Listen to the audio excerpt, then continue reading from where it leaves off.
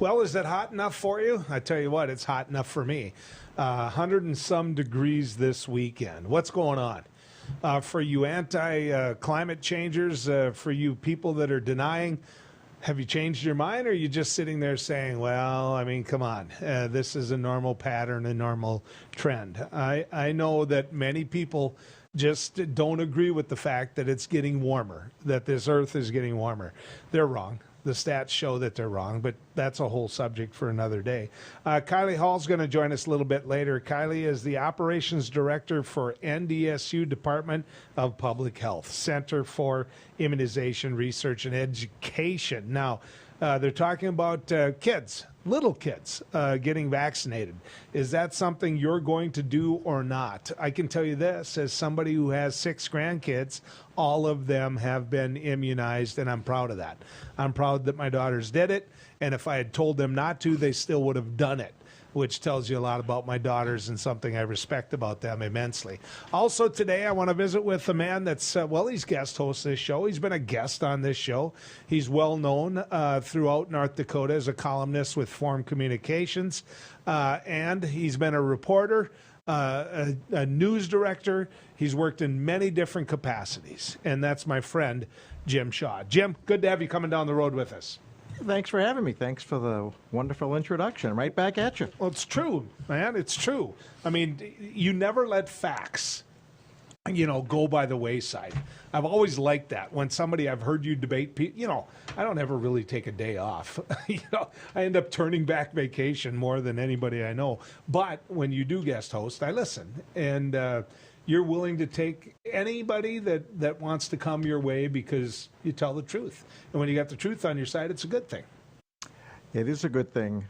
It's harder these days to convince people of what that truth is. That's the big problem, and I'm sure you run into this day in your radio show. I was sitting there this morning watching the news, thinking that because over the weekend I had visited with some Trumpsters, and they're good friends. They're the people you don't talk politics with until they bring it up. Right. But when they bring it up, I don't run and hide either. But they were talking about the January 6th committee, and it's over, and let's get over it, and all of these things. And of course, I said, if this was Joe Biden, would you still want to get over it? And they'd laugh and chuckle and acknowledge they wouldn't. But over the weekend, they acknowledged one thing, that they have watched some of it. And then this morning, when I found out that 58% of American citizens that were polled said they believe Donald Trump should be charged, that one jumped out at me. I don't know if it did you. Oh, it definitely did. And I was happy to see it. Frankly, I think it should be higher. But I think it says that the majority of Americans are getting it and realize how serious this was. And there have to be consequences for those kind of actions. Well, we're not that far apart in age. And I'm absolutely... Which is nothing to brag about for either one of us. Well, by the way, I'm going to turn around and see if you put any Boston Red Sox stuff up in my studio again. It's good. Don't give me that luck. I know you don't give me any ideas. but we both remember the Watergate hearings. As a young man, I remember my parents being glued to it. I remember the role that Howard Baker played in that, and after reading the role that Barry Goldwater played in that, and in the beginning, Richard Nixon, it was seen as a complete waste of time. Richard Nixon's popularity was through the roof, and Americans from both sides of the aisle didn't think there should be a hearing. And then it went on, and information got out. Do you think this is a similarity? I don't think it's a similarity, and I'll tell you why. You might be unaware that when they were looking to form a Watergate committee, and those hearings in Watergate were riveting, the Senate voted 77-0 to form a committee and start hearings. Today, the vast majority of Republicans in Congress are totally publicly against these hearings and bash them and come up with all these bogus reasons why they shouldn't have them, even though they had a chance to be a part of it, or they even had a chance to establish a bipartisan non-political committee like 9/11, and they voted against that. So when back in the day, at least there was an agreement, this needs to be looked into. Now, most Republicans in Congress don't even agree it should be looked into. And also, I think another big change, which is how it's affecting public opinion, is, again, back in the Watergate day, you had three major broadcast sources of news: ABC, NBC, CBS. That's where you got it. And they got huge ratings. Everybody loved Walter Cronkite and Huntley Brinkley or John Chancellor. And when all this was happening, there was no alternative source to defend Nixon. And now you've got this crazy outlet, Fox News, which feeds the big lie that the election was stolen. And you have other lesser networks like OAN who feed this. So it's much harder to convince the American people now of how serious January 6th was compared to how serious Watergate was. Well, and I would add this, that when someone who wants to say they're an actual news outlet calling themselves fair and balanced, and they won't cover the hearings. I mean, right. Fox that was a News black eye on them. And of course, they've had many black eyes. Yeah, but I mean, they and then they went commercial free, so it was like, look, we don't want you to watch the hearings, you know. And it just really, to me, showed what the network really is, what Fox Network is. From what you've seen in the hearings, give me your take, because I want to be able to point out some of mine afterwards. Give me your take on the hearings. I think they've been eye-opening, and they're alarming, because it indicates just how close we were to a coup. And all of these people who were Trumpies were on board, like Clark and Eastman. They had these grandiose plans of how they were going to pull it off. But here are the highlights for me. Number one, it's clear the election was not stolen. Number two, it's clear that Donald Trump knew the election wasn't stolen because all of his closest advisors were telling him that. Number three, it's clear that Donald Trump knew that Mike Pence had no authority to throw out the Electoral College vote on January 6th.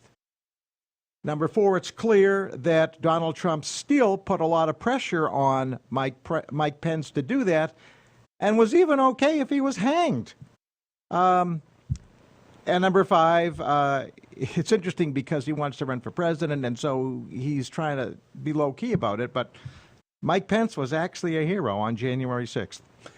He was. I don't dispute that. I think he was a little late to the dance. I think that he was very late. I think that Mike Pence, when you look at his body of work, I don't think history is going to be, well, it may be kind just because of this one action. But when you hear from Bill Barr and others who worked in that White House, there were plenty of reasons to say, look, I don't want to be part of this. I can't be part of this. And again, these were Trump's lapdogs, the people who were his loyalists telling him the truth.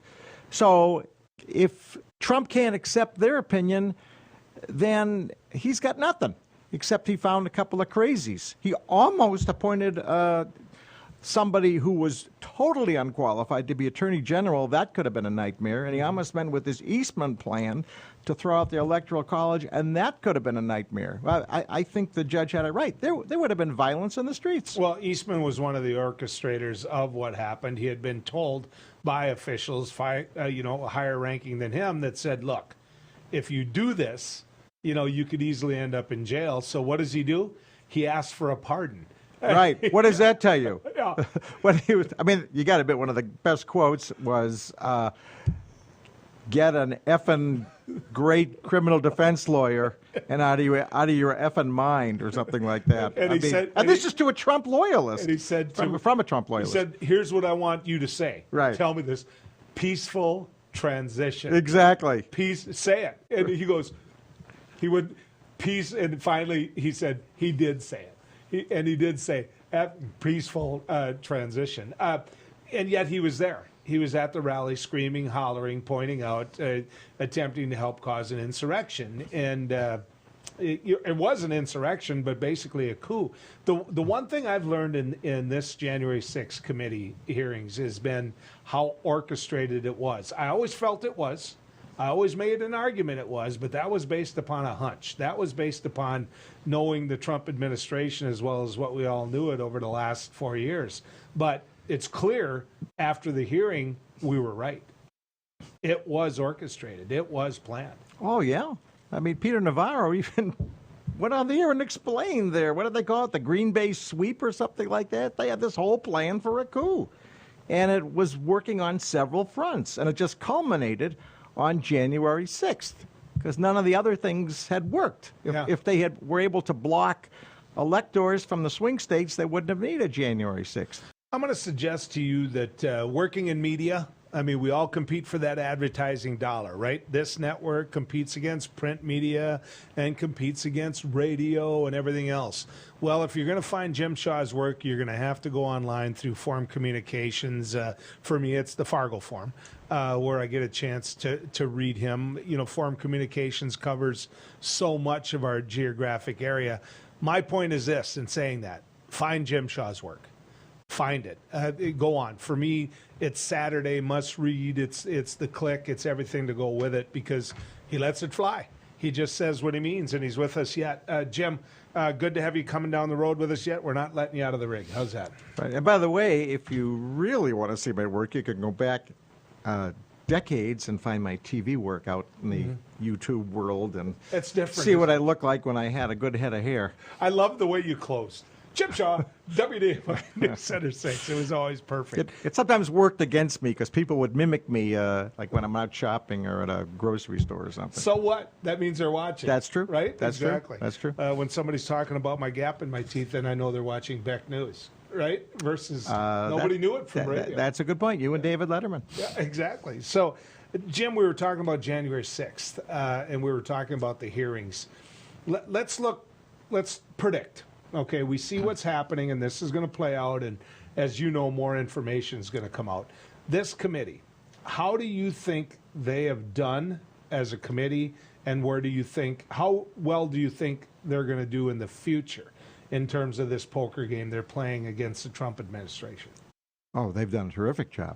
They have left no stone unturned. They have covered every issue. The next issue, I think, is going to be on how Trump tried to pressure various state officials to overturn the results in their states and the phony electors, the whole plot. And I think finally they'll wrap it up and explain, as we talked about earlier, that January 6th was not some random impromptu event, but was the culmination of an attempted coup against the government of the United States. I was thinking about Merrick Garland on my drive in this morning. And, of course, the Attorney General, to me, has one of the hardest decisions. Very hard. Which is, you know, if he brings charges, he has to win. He absolutely has to win. Because if he brings charges against the president and the president wins, it completely undermines. But he might not win. You could have, I mean, you need a unanimous verdict. You could have a couple of jury members who are diehard Trump supporters who would never vote to convict him. Right, but he has to win. Right. I mean, because if he loses, it to me is no different than one of the impeachments, which is history isn't going to treat it well. But as far as the country goes, if he loses any trial against Donald Trump, it's like, look, this was just about the 2024 election. Right. So you're assuming that Merrick Garland is going to file charges, which I hope he does. No, I do. I believe he'll charge. He'll file charges again. How do you not? If you're Merrick Garland, because it's never been done in American history. That's the only reason not. But attempted coup hasn't been done since the 1800s. But Merrick Garland has said from day one that no American is above the law, and if he really means that, then he has to prosecute Donald Trump. Well, and I would add to that when it comes to it, you've got to take a serious look at the case in terms of who's going to come forward, right? You've got to look at. And I don't know how you'd ever plead this down if you're Donald Trump. I mean, this is the same Donald Trump that said he could grab a woman's crotch on 15th Avenue. He said it in a much more grotesque way. And used that same term use that same term to describe Mike Pence when he wouldn't do his bidding on January 6th. Right, exactly. So the man has no class, no quit, all of that. We know that. Right. But if you're Merrick Garland, as you make this case, as you absorb this information, you need to have enough to go forward. And And as you sit and look at it, you're going to need some key people to take that witness stand. Right. But I mean, I would think the tapes that from Trump's phone call to the Georgia Secretary of State alone would be enough to charge him. Again, he's trying to criminally change the results of an election, and we know that because we heard him say it. Well, in a way, though, Jim, he's changed American culture on what's acceptable in politics forever. Yes, Probably he has. Certainly in our lifetime. Right. Perfect example in the recent election, in what I call the primary election, but some of these decisions are made in that election. We're going to get to that. School board members, city commission, those type of things. But in New Mexico, they wouldn't certify an election based upon the commission's attitude about Dominion voting machines. They wouldn't certify an election. Well, let me tell you, there are some scary elections coming up that will potentially destroy our democracy. In Pennsylvania, the Secretary of State is appointed, and the governor there believes in the big lie. There's a Secretary of State candidate in New Mexico, like you talked about, believes in the big lie. There's a Secretary of State candidate in Michigan, believes in the big lie, and all of them have promised that they wouldn't have certified the election in 2020. So what's going to happen in 2024 if the Democratic presidential candidate does, in fact, get the most votes in their given states, and they say, nope, not certifying. Yeah. It's just not happening because I have decided that I don't want this to happen. These are going to be the electorates. These are going to be the individuals that go towards the Electoral College. And so there is no reason to have an election. For some of these, it's right. it doesn't matter. Lost in all of this, the one fact that nobody talks about a lot is that 7 million more people voted for Joe Biden. Right. So, when the Republicans debate with me about the process, I'm like, I don't like the process. Hillary Clinton won by 3 million I votes. hate the process. And if we had a direct vote, none of this could be happening because then it wouldn't matter what happened in Georgia or Arizona or Pennsylvania. We wouldn't have to break it down to those states and their electoral votes. If we just counted the total votes, it would really make it so much harder to overturn the legitimate results of a free and fair election. Now, there's a couple other things I wanted to talk to you about. Number one, I made the argument into this microphone and into that camera that the one thing that the Kevin Kramers and the John Hovens and others like them want between what happened in Uvalde, Texas, and when they have to make a decision is time. That all right. they want is time. They just want time. And the more time they get, the less America's attention span is going to be there. And so we will have forgotten about it. And so those individuals that don't like the red flag laws, those individuals that don't want a longer waiting period or a deeper background check, they win with time. And so you're already seeing it because over the weekend, John Cornyn, the senator from Texas, who has tried to broker some level of a deal with common sense into it on gun legislation, was booed by the Republican Party in Texas. And this is one of the most conservatives in the nation. I mean, give me your take on what's going to happen when it comes to gun laws. Well, I think you're absolutely right about the time because we've seen it before. There's a national outrage after Sandy Hook. We got to do something. Republicans just wait it out. Nothing happens. National outrage after Parkland. Again, we got to do something. Republicans just wait it out. Nothing happens. I think it's quite possible we'll have nothing of substance here. However, you got to remember that the same people booing Cornyn are really off the deep end. These are the same people who voted and declared on their platform that Joe Biden was an illegitimate or is an illegitimate president because he did not win the 2020 election. So that's that crowd. I'm not sure that that is the majority viewpoint. Matter of fact, we know from polling that the vast majority of Americans want better background checks. They want red flag laws. They want an assault weapon ban. And, but you're right. The Republicans, they are beholden to the gun lobby, and it's very hard for them to get away from that position. Well, you say those are the crazies, and to some degree I agree with you. But, just to make sure people who say, I don't know what a red flag law is, a red flag law is when a family member knows that another family member is struggling mentally, that they have reasons where they shouldn't be in possession of a gun, and so they put a red flag up. They call officials. The officials, stop them from having a gun while they do an investigation. That's a red flag law. But you say crazies, let me throw this out to you. Kevin Cramer, United States Senator from the state of North Dakota. His statement on red flag laws, the common sense nature of red flag laws, is we are much more, meaning his party, concerned about a red wave than a red flag law. Does that make him one of the crazies? It makes it really pathetic. It's just painful to hear that. And the thing is, there will likely be a red wave. It's certainly in the House. But, getting back to this issue, the Republicans are really good about deflecting from the main issue, which is guns, and sometimes they go to the area of mental health and say, well, it's a mental health problem. Like, okay, then that must mean Americans are inherently more mentally ill than the rest of the world. But let's say it is. Well, the red flag law that you just described is meant to deal with people with mental health to prevent these people from committing mass murder. So they're hypocrites if they don't support a red flag law, if indeed they're using the argument that it's all about mental health. Well, okay. So let's take that a step further. You look at some other things that they're hypocrites about then when it comes to that. In North Dakota, in Western North Dakota, where a huge percentage of people that watch this show come from, there is no provider of mental health. Right. Right. I'm not talking about enough to meet the demand. I'm talking about none. Okay. So legislatively, when I've got a state legislator on my radio show and they say, well, it's a mental health issue, I'll look at them and say, what funding have you provided? What recruitment tools have you provided? What assist have you given the facilities to make sure there's a provider there? Because you and I both know that when it comes to healthcare providers, money talks and BS walks. Right.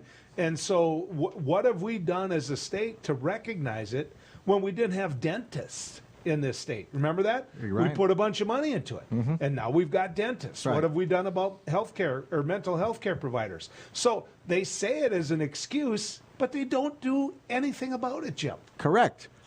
But part of the problem is us, because they keep getting elected.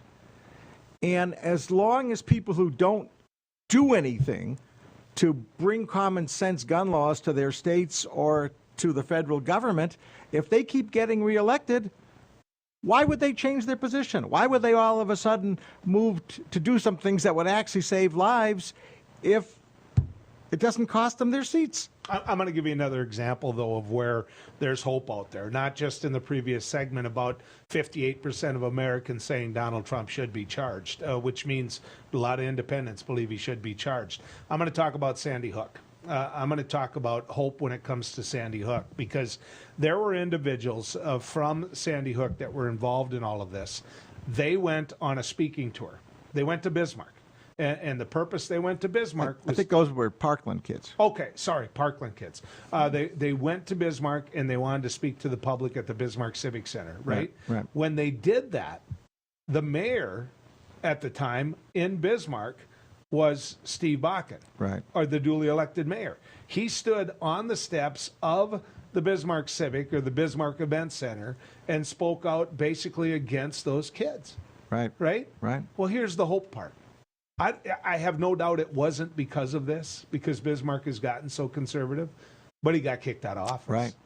I mean, Right. That to me was hope. Right, He that's paid some encouraging. price. Actually, I can give you a little more hope. After the massacre at Parkland, Florida, no one's definition of a liberal state, passed some tougher gun laws, signed into law by Governor Rick Scott, a true conservative, that made it harder to purchase guns, and it made other changes to try to reduce the chances of another mass school shooting. So it can happen, but it's a heavy lift. Okay, I know I'm over time, but I want to hit you on this. On this network, we don't always.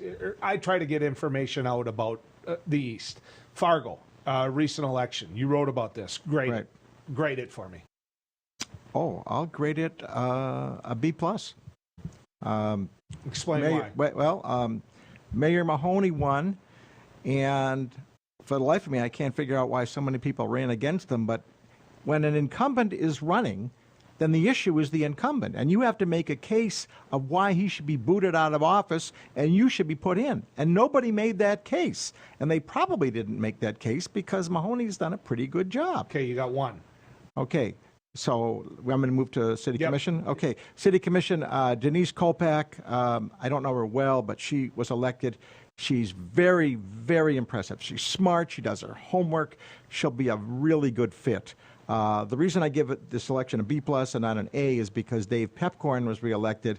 Dave Pepcorn really embarrassed himself during the height of COVID when he wouldn't wear a mask. He defied city rules at city commission meetings, wouldn't wear a mask, voted against required masking, has been very hostile towards refugees, against a diversity director, against hate crimes laws. So I'm not a big fan of Dave Pepcorn, but I understand he has appeal, and I think he won because of the failure of Roar's development to build townhomes, and Pepcorn was smart enough to pounce on that. Yep. And also he won because of these ugly flyers against him. Now, most important, do you want me to switch to school board? Yep, I've got about a minute left. Go ahead. All right. Most important race, though, was school board, because there were 5 candidates who I called the chaos candidates, and they had the potential to destroy an excellent school district.